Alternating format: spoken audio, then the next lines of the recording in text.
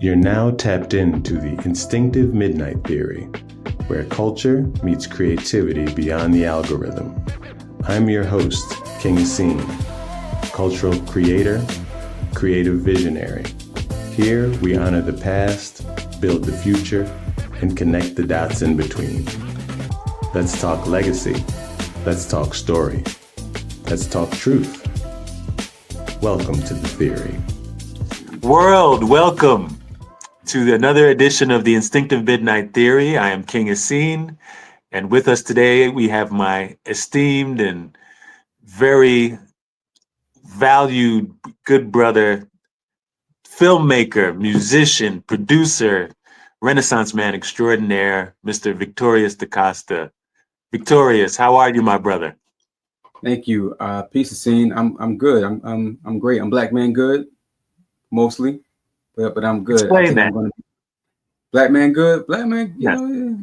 black bros. Sometimes I'm using stereotypes now. It's not how I really feel, but I just coming up, and some things that I've noticed is that we be like, how are you? And like, I'm good. Or sometimes my family, my Panamanian side, say Aki, which means I'm here. But normally it's like a lot of brothers be like ancestors, but I'm talking about my experience with my brothers. Times it'd be like, well, if I told you what it really was, what would you do about it, type of thing. So I'll just say I'm good. So yeah. So without going into my whole thing, I'm black man good, letting you know that I ain't really that good, but I'm maintaining. Maintaining. Was it black man's Greek, white man's justice, like all the type of thing, right? How can we be really good in this world? But I'm chilling. Boom. That's the word, bro. The sun don't I'm glad. Word up. I'm glad that you talked a little bit about your background and your explanation of that, because you've done so much creatively and you're such a productive person. I give you several stripes as a producer and generator of content, archives, etc. But to get an actual feel for a lot of what you've done, and before I get into discussing them, I always like to have a reference point from brothers and sisters that I'm talking to of experience. Like, tell us a little bit about yourself in your youth, your background, and what you experienced, which helped to inspire what you ended up creating. I am born, raised, bred in Brooklyn, New York. I lived in Buffalo for a year. Okay. I lived in Atlanta for 3 years when I was at Morehouse College, but I'm a Brooklynite. I'm a New Yorker, and I was born in the late 70s, and I got everything but the T-shirt that goes with it. Whatever you can imagine, growing up in the 80s and teenage years in the 90s in Brooklyn, New York. That's what I went through, and you also look at the family stuff, just common split parents and living at grandma's house at this time, and my mother at that time, my father at that time, just something that's typical of people that I know. I later realized that there's some 2-parent households out there. Okay, you know what I mean? But oh snap! Like what's that? What you really? Oh yeah. So your parents. Oh, your whole life like this in the kitchen, canoodling and stuff. Like, oh snap, that's a thing.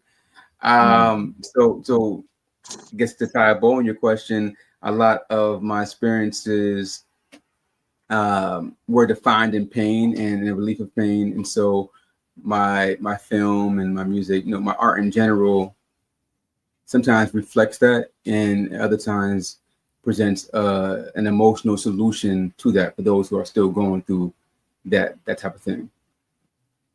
At the time that you were experiencing these things and some of the pain that came with it, did you actually question it, or was it one of those things that you kind of navigated along and thought it is what it is?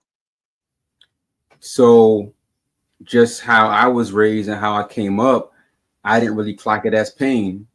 So whatever the experiences were, it just it just was what it was. At a certain age, I'm gonna say at 13, maybe 14, oh, this is what it is on earth. This is what it's gonna be. This is what it is. And I know there were certain experiences where I ain't like, right? But it was like, all right, this is what it is, and this must be normal, right? So I ain't gonna talk about it. And I think it was really only until Tupac, Me Against the World album that's like, oh, okay, this is something I could actually talk about, and this is actually, oh yeah, this is pain. It's just something that clicked within me that, oh, something's not right here to be going through all these things as a youth, you know. Mm. You know, it's interesting that you said that because my Pardon brother me, died. that's a privilege. Go I ahead. was gonna say that's a privilege that I had. I was privileged to not know that it was pain. But please continue. Okay, it was sort of an asset to not be steeped in the pain, even though now objectively you can acknowledge it as that. Right. Some people, you know, like there were times where I, you know, depending on where I was living, which parent I was living with, the fridge was always gonna be empty, right? The cupboards will only have like rice and molasses in them, you know.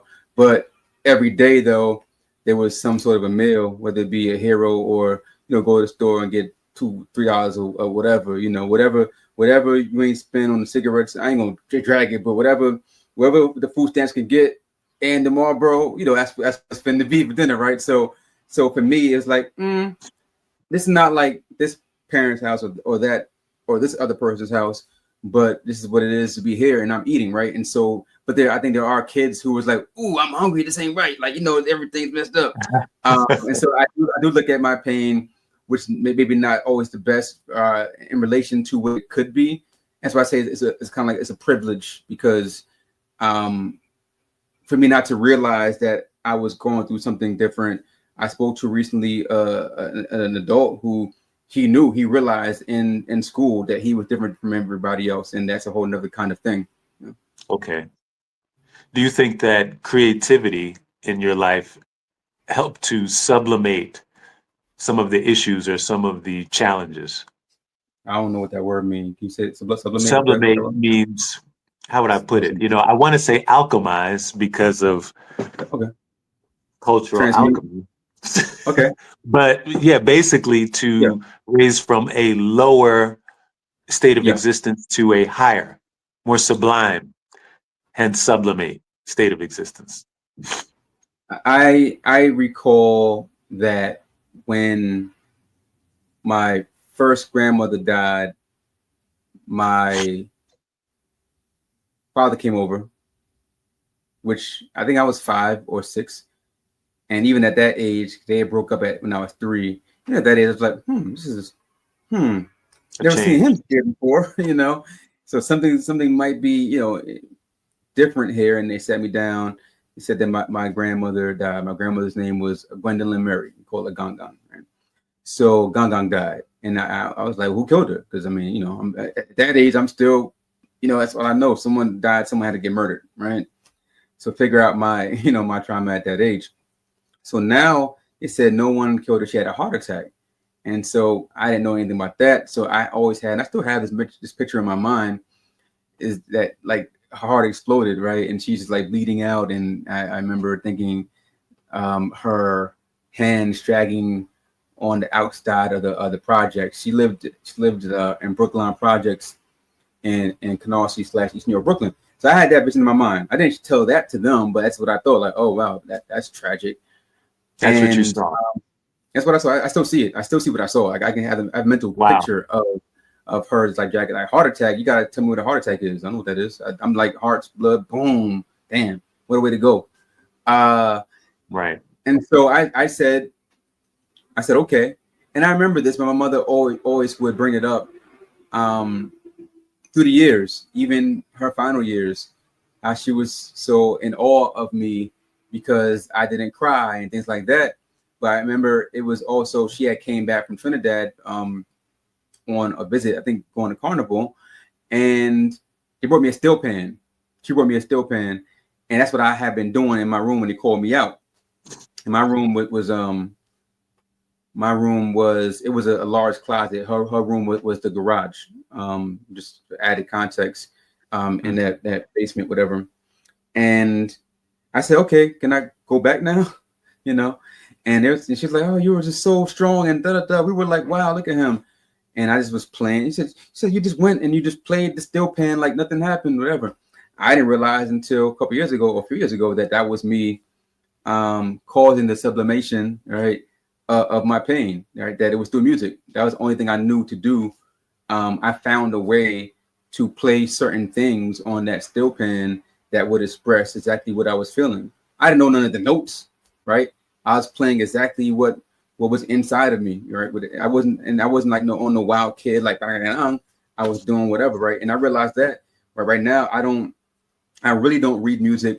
I definitely don't write music, but when I compose from air, all I can really do is play what I'm feeling, and I can't play unemotionally, or I haven't been able to at this point.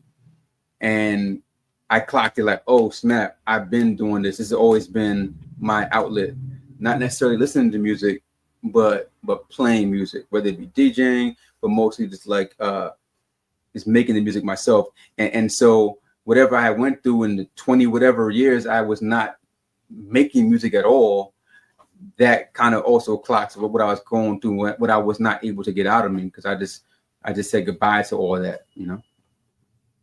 When you weren't making music, but thinking maybe on a harmonic level, what were you doing? What was your outlet? I was sampling.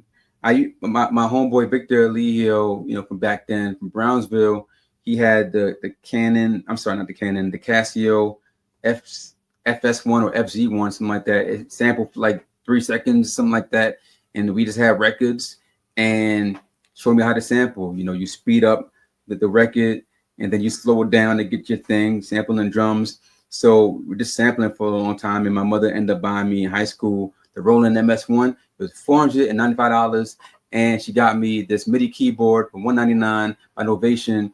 And I thought I could like play it out, like you could play out the Sonic or something like that, or ASR 10. You could not. I didn't tell her because like she spent her money on that thing. Was like but that was battery operated, so I was able to go to school. I was able to go to the lunch table and make beats at the lunch table and everything. But there still was a certain frustration because I was sampling, and that was only limited to what the records were, and I only got like a rush that I created something, but the things that I was sampling wasn't really fully accurate to what I was feeling. It was just me trying to me hear, oh, what this is good. This sounds dark. It sounds like DJ Muggs. It sounds like the RZA. Let's chop this up and everything. So it was still a lot of angst because I wasn't really fully expressing myself. I was through words because I was rapping then, but through the music, I just wasn't able to express. You know, I didn't know I had that talent. You know, Deep. When I met you, it was the mid '90s, and I was a Zuva Nation member. You were a new student, and you had you were attending meetings and started becoming affiliated with us and a friend of ours. But something that I didn't know, and maybe it's because you know how it is. You're into your own thing and you're open to people, but you might not pay as much attention to them as you should. So I wasn't exactly sure in the beginning what you were doing. I was just happy that you and a lot of your peers were around. But one thing that I noticed is you had a deep desire to understand, if I could say that in general. You would ask a lot of questions, you would listen, and I had to respect it because, you know, maybe less now than back then, but always when it came to young people in the process of becoming more self-aware tend to talk more than they listen. But that wasn't the case with you and your friends. And you would ask certain questions, and you're a fairly humorous guy, and you would make jokes, but jokes alluding to truth. You know, there are a few things I could mention, but just for the purpose of focusing this discussion, I wanted to ask you where you were psychologically. You know, No, I ain't going to answer that question respectfully. because I didn't know But you were making music at the time. I don't even either you yeah, were or you were about to no, yeah, embark upon that. no, I was making music. Because remember, I brought it from high school. I brought all my equipment. I was DJing. I bought records because I took a train down that we drove down. I had people who was from Atlanta come to my house, and I would record their songs at my house because my idea was to be the RZA in terms of Wow. putting people on, making the beats for everybody, coming out last because I'm not as good as everybody in my head. And so I would definitely was doing that back then when we met in 95. It Right. just was something that was very internal. It didn't really pop off as far as the house I was living by Mosley Park. That was like in 96 where people would become more familiar with me doing that. But I was rocking with my man DJ Dub, who was a year older than me at Morehouse. We later became a roommate, and yeah, I was definitely DJing. And then we went into with Jason Staten, who he had Renegade Promotions and Marketing, and so Angel had brought me to him. She was working at Rowdy Records, and then brought me to Jason, and we started doing promotion and marketing. Being on his team, so it was always a music thing. But I think that I would see you on Wednesday, right, or Thursday, Right. whenever, right? And It was so Wednesday. Yeah. right, for Wednesday, right? So for that was time for that, whatever the discussion was, and the discussion was never really music, even if it was rooted in music. It was never really talking about just the music or melodies or lyrics. It was about society. Really, it was like current events class. And I took that model when I taught a civilization class at a law school in Mecca for 4 years. I took that model there, more like a so-called Socratic method, of teaching, and really like looking at where is the mathematics in these today's current events. So psychologically, that's where I was at, but it's more so I knew when to humble myself. Like I came from, even when my mother put me in, it wasn't Jack and Jill, but it was something that like 7 or 8 mothers try to do, like a Jack and Jill, just like these, a few kids, you know what I mean? And even with that, I just felt like these people I'm beneath them. I felt, you know what I mean? Even 2 of them went to Harvard, doctors now, famous doctors, lived on a rough ass block, rough block. And other ones, I just felt like, oh, I'm different than these people, even though we had the same parents that want best. So when I came down, I already felt a little bit like I'm not on nothing. And I had a little bit of knowledge of self because I got taught that final year, but I just like, I'm not really on nothing. So when let's say like you and Daoud was doing that, that's my first time really seeing like regular discussions of Black men or older youth really being on any type of time like that, honestly. Right. And so I was just all ears and all eyes. And then the humor came from if you remember Islam or Self God, who became my second enlightener, and he just really was a funny, sarcastic guy, and how he would teach and ask questions, and I just was very attracted to that, and that became like my style in that cipher, But I was going through pain at the same time. Like my one of my friends got murdered. He's got murdered. Like the summer of when I came to school, he was in Brooklyn. He got murdered, and so I was there as well, right? I was away from home and there and trying to make it in music and seeing people that I knew, like Pumpkinhead, who was or PH, who was a so-called underground rapper that got his thing, and Talib Kweli got his thing, and I see all these people, AL Skills, beating the time. I see all these people, I'm like, damn, I'm here because Jermaine Dupri said in Back Enterprise, come here. Bad enough I can't be at Clark. I'm over here with these people, and my man just got killed, and I'm here. So it was depressing. It was. I mean, I was very depressed when I got to Morehouse. So it was very, very, very depressing, and I shed a lot of things, about myself. I started working out. I used to work out. At 13, 17, I was working out in the gym. I was weight training class with my gym. I used to work out, but by that time, I became despondent. I was like, none of this is real. Shed the polo for camouflage and all that. Grew out my hair into locks, and that's just kind of where I was at. So it was no time for no play. Because after that first Steve Crawford, rest in peace lecture we heard in Morehouse, like, oh, this is Steve Coakley. Steve Coakley, pardon me. Steve Gotcha. Coakley lecture. After that first Steve Coakley lecture at Morehouse freshman year, it was like no time to play. Like, yeah, this is real.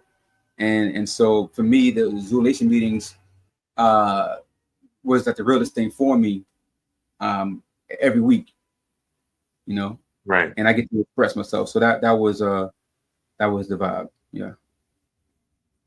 Now, interestingly, when we reconnected over the years, I always kept an eye on what you were developing, and I saw that you were working in music, but made a segue into film. And when we actually connected and started talking again,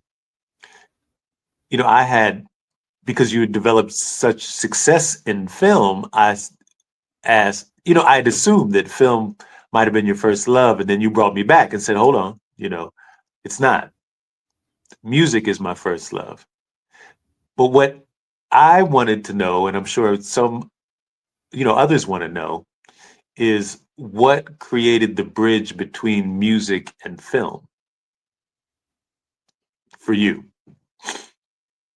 The bridge between music and film for me was created when I would do music videos I would produce music videos, starting with a rap group that I had with my brother Unique and my brother Justice. We had a group called Cold War, which was, again, a lot of emotional rap, and I remember I enlisted a brother named Khalid Allah, who is like this soon to be legendary filmmaker at this point, for his work. So he did the direction for it. A few years later, I produced a video for an artist I was managing, Shah Stimuli, and I had my homeboy RH Bless directed it. And both of these brothers said, like, well, you directed the video. They told me that. It's like, oh, you had the ideas, you had blah, blah, blah, blah. But in hip hop, or when people are just not knowing the business, we just pretty much say whoever had the camera is the director. We don't know anything, right? These two brothers, when I was getting into film, they blessed me, let me know, like, nah, you directed the video. Like, if you want to be technical about it, you had, you did all the things that the director would have done. I took that blessing, and I just felt a bit empowered. And I left music when my father passed. I stopped DJing. I stopped any type of management, and I went before film was concert photography. So I still wanted to be, adjacent to the thing. Trying to do concert photography. That was the way I was going to get rich. Concert photographers, I'm sorry. I know you're not rich like that, but that's what I'm thinking. I don't know anything, right? And then I thought, like, all right, I'm still want to be true to the hood. And I wanted to do some hood DVDs and about like gangs back in my past, in my neighborhood. And that didn't work out. And I decided to do some written stuff, and that was the thing, So it was kind of like an easy transition, even with the editing. I went to audio engineering school in 2003. So the Pro Tools for me is like almost the same as the editing software that I use, and so it was almost seamless. But I already had the background. I already wrote scripts in junior high school. They're very crude, but I wrote them. There definitely was I had a film workshop that we did in 7th or 8th grade. This guy named Joe Paradise came to our school, and the four of us created something. So it was already in there. I have photos of me holding a little JVC camera in high school, and like there's almost no evidence that I existed in the 90s, right? But all my friends have. But so I was always doing it, and so perhaps it wasn't fully me, right? Perhaps it wasn't just fully like a conscious thought. It was just a natural thing, and it was also like, okay, well, what am I going to do next with myself? And it became that, you know. Right. And then you started digging for Weldon Irvine. Right. Yeah. After Tell us a that's little my bit about third that film. experience. Think That was your Weldon third film. Irvine. Yeah. So I did a short film called Can't Wear a Wig Forever. Then I Okay. did. Then I did another short film called Dirty Hearts, which was semi-autobiographical. Right. Then I did a 4-minute short called Love Seat. It was a scripted rom-com. And then I started doing digging for Weldon Irvine in April of 2015. I didn't know who Weldon Irvine was. My homeboy G Clef was a friend of Weldon Irvine, and he would say Weldon Irvine's last disciple. He's a jazz artist as well as a hip hop artist. And at that time, even though I'm managing here and there, I had no, actually, I stopped managing and I stopped DJing. No more mixtapes, whatever. I said, well, maybe it's my time to do music. And I think that's time I started doing my own music, honestly. I think that was the time that, I started like rapping more. Like, all right, now I'm going to give myself a chance to rap. Right. I also worked with Joel Ortiz. I was on his management team. And, you know, with Shastima, Joel Ortiz, and all these people was like, you know, a group called True and Living. They were part of the 5% Nation. They were so good, and I was not as good. I think my substance was heavier, you know. But anyhow, so I started doing my own thing then, and so I remember sharing with G Clef, who did beats. I said, hey, you know, I'm rapping now, and he had put out some music of his own, other people on his website, chamber music. So I, you know, hey, I got some stuff. He started laughing at me. He's like, oh, you remind me of my friend Weldon Irvine. He was, you know, he's 50 or whatever age he was, trying to rap. And I was offended because I was not 50. I might have been like 30 or 20, you know, whatever it was. Right. I was like, well, who was that? And then he told me that he worked with Mos Def or Yasin Bey and Talib Kweli and Common and that whole movement. And that perked my ears up a little bit. And then I found out that he was close to the family. And my mom was like, oh, wait, so we can sample? We can sample this guy? And, you know, and it's like a quick 1-2 to the family. That's all I really cared about, honestly. Like, how can I get some good samples, you know? And I went to his catalog, and I was not a fan of funk and not really a fan of jazz, honestly, at that point in time. Now I love both. And I just wasn't impressed. I didn't like it. And I'm like, I heard you guys stuff. I don't, you know, nothing here I can. It is funny because it's interesting. There's so much has been sampled from Weldon Irvine, right? Yes, and that's how you know who are the super producers, right? Because, you know, Kenny Parker had no problem, and neither did Q-Tip and all the other people, right? But I was like, I don't know your guy. I don't know if I can find any samples from this guy. You know what I mean? But also to say he also didn't have all his records out online that came later. Right. And so I said, but the story of his life, that's interesting. And my guy said, you should do a film about Weldon Irvine. And I said, I think I will. And so I did. And that's the short and skinny of it, you know, that film. I think my first feature-length documentary is 1 hour and 50 minutes. Yeah. Yeah, the film was, you know, it was decent. Nah, I'm joking. It was excellent. I know. Excellent. It's my magnum opus for sure. Yeah. For sure. Yeah, for sure. And then that led to your Yusuf Hawkins. No. Or was it okay? It was simultaneous. So the following year, well, a year and a half later, my guy Charles Darby hit me up. I didn't know this guy Charles, but he hit me up via the Digging for Weldon Irvine website. Even though the film hadn't come out, but I still had a website. And a brother named Nigel from my neighborhood, from Turks and East 34th Street, had told him, hey, you want to do a film? Talk to this guy Victorious. And forever indebted to Nigel, because we're not like friends. He just knew me from around the way and just knew I was doing film. So Charles said, you know, I'm told to talk to you about doing a movie. Hit him back up. Yeah, I want to do a movie about my childhood friend, my childhood best friend. All right, cool. All right, that sounds weird. Yusuf Hawkins. I'm like, Yusuf Hawkins? What? And so I was like, okay, well, I'm new at directing. I haven't directed like a feature-length documentaries yet.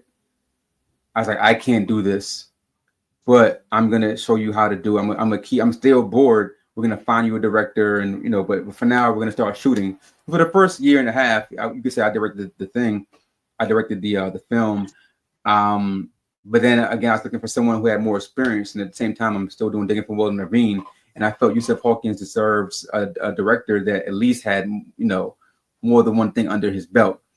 And so if you look at those films back to back, a lot of the locations are the same. My mother's house, a lot of locations are the same, because that's where we held the equipment. Make it easier. Right, and she was dying of cancer. Right, she had got diagnosed in 17, so I had to be there. I was her co-caregiver, and so I was there often. So a lot of it was just, hey, y'all gotta come over here with that, you know. And so at the same time, just that digging for Weldon Irvine was under my control, you know, pretty much. I have a partner, but it was under my control, which I appreciate G Clef for giving me that control.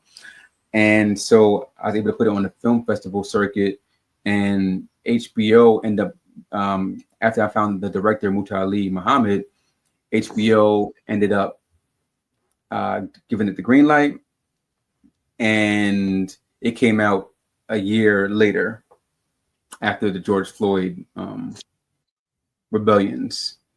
And so that's how that happened. But I did them both at the same time. Okay.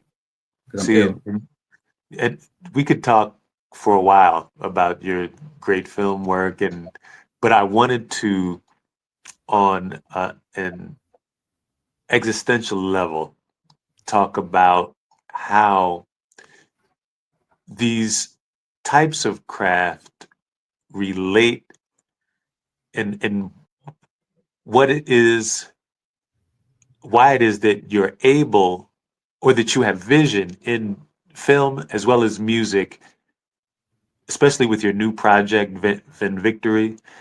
And, you know, you have people who we look up to, like a Melvin Van Peebles, who also are similarly inspired. And what are your thoughts about that?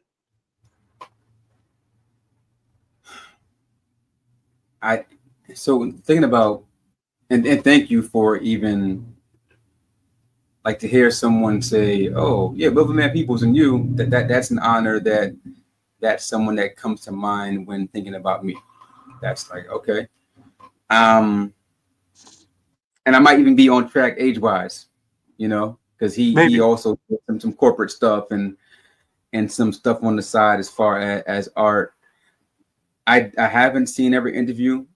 I haven't read every book. However, what I understand about the late great Melvin Van Peebles, and what I understand about myself, I think you have that little bit wrong. I'm not sure if it's anything but just like a raw output of oneself.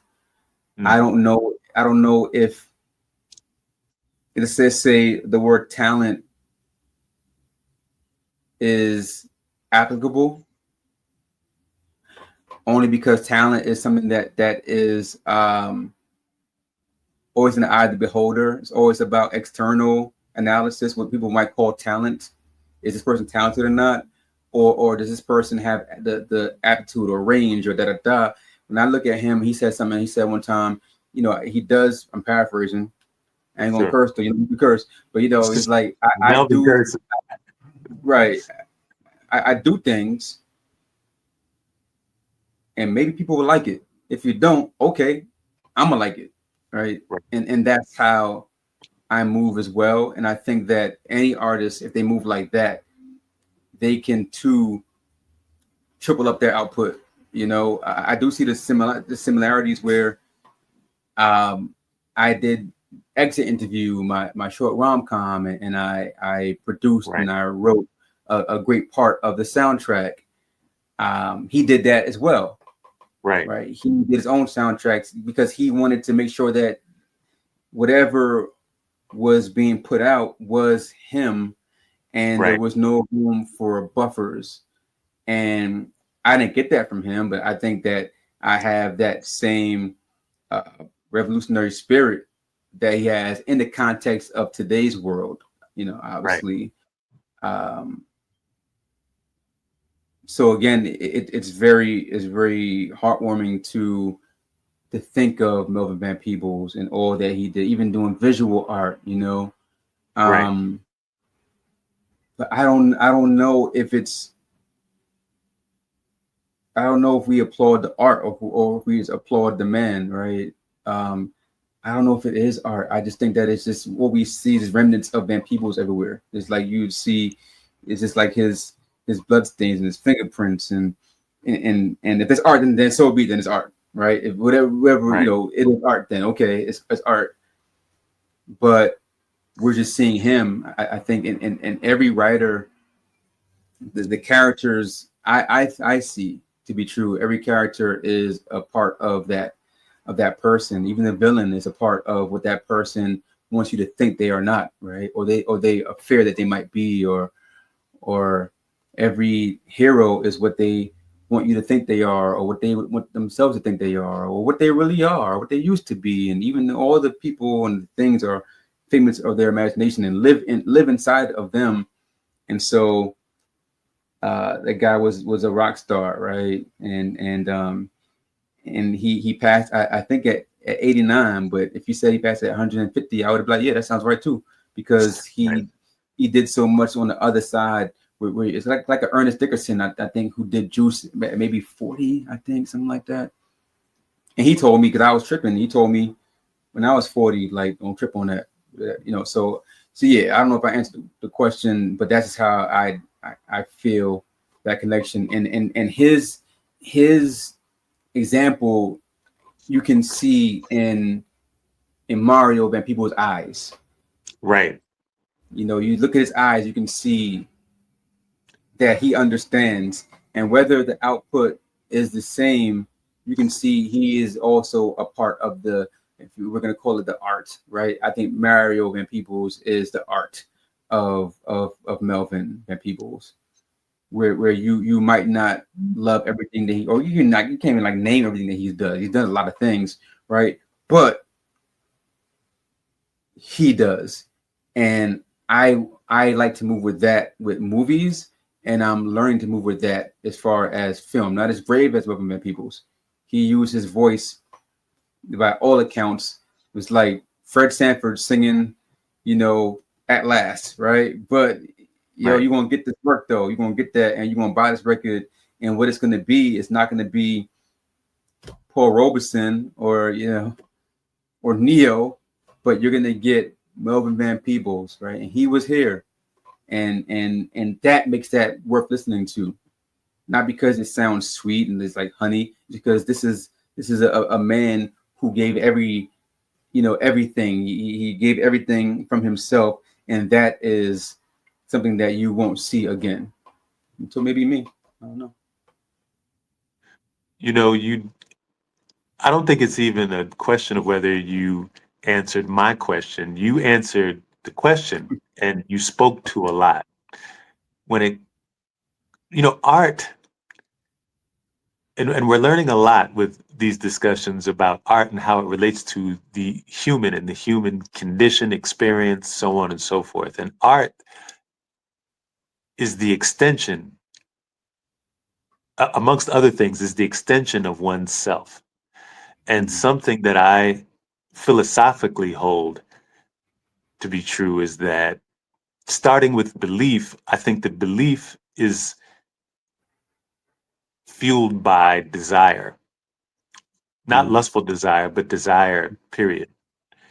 And desire is often a reaction to experience. So your whole description of your reference points and your experiences speak a lot to your prolificness and the prolificness of your artistic contemporaries. And What's that word prolific mean? I know. I prolific, think. that means consistently productive. Yeah, I don't think I'm prolific. Hold on. I don't see it that way. I don't think I'm prolific at all, honestly. Well, I would disagree with you, and the reason being, People do, because you don't know for what's in me. effort. Well, no, but let me explain to you why. There was a time where we were speaking a lot about your new music with Vin Victory, and it felt like every 5 minutes I was getting a track. Right. And it didn't matter where you were. So it spoke a lot to, some people call it work ethic, but I call it inspiration. There was a lot coming out, and different people deal with what's inside them different ways. Some people will talk a lot or lament. Some people joke a lot.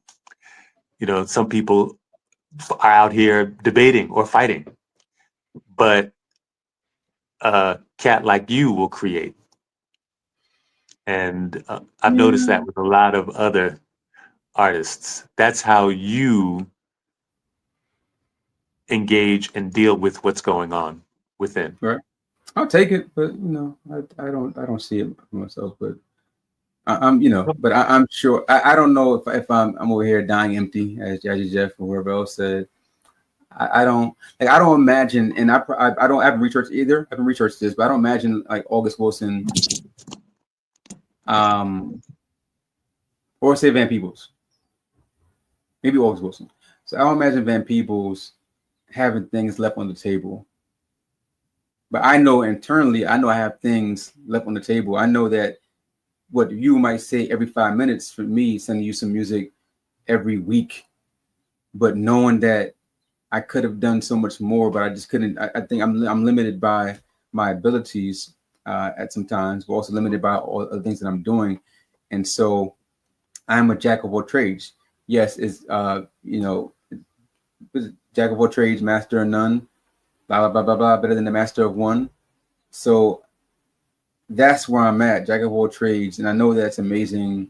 The whole Renaissance man piece, that's amazing and everything. But for me, it's like, I have to choose. I have to be more formulaic. All right, Monday is for music, Tuesdays for film, Wednesdays for writing. I don't have a book yet. Where's my book? I have been writing books for 25 years. So I think it's like that. Why don't I have this song? Why didn't I make this yet? Why is my hard drive still full of ideas? And so I get it, because most people don't do anything. But yeah. When it's all said and done, hopefully I turn a new leaf. But if not, y'all will crack open my crypt. It's going to be a crypt, and you're going to find a whole lot of stuff that I did not do that maybe y'all can do. Not you, but the young. Okay. Yeah. That sounds like something. But thank you. I just got to be honest, though. I don't want to take no props that I don't feel like I earn. You know what I mean? That humility is a great counterbalance to I'm ill, extraordinary. Though. I'm ill. Hey, I know I'm ill, though. I know what I do is ill. I just don't get that twisted. I know I'm ill. You're ill, all right. I'm ill. Whatever. My brother, I so appreciate you joining us for the Instinctive Midnight Theory. That's a wrap on this episode of the Instinctive Midnight Theory. If you heard something that moved you, share it, tag it, build with it. Culture only grows when we grow it together. Until next time, stay fresh, stay rooted, and keep your story in motion.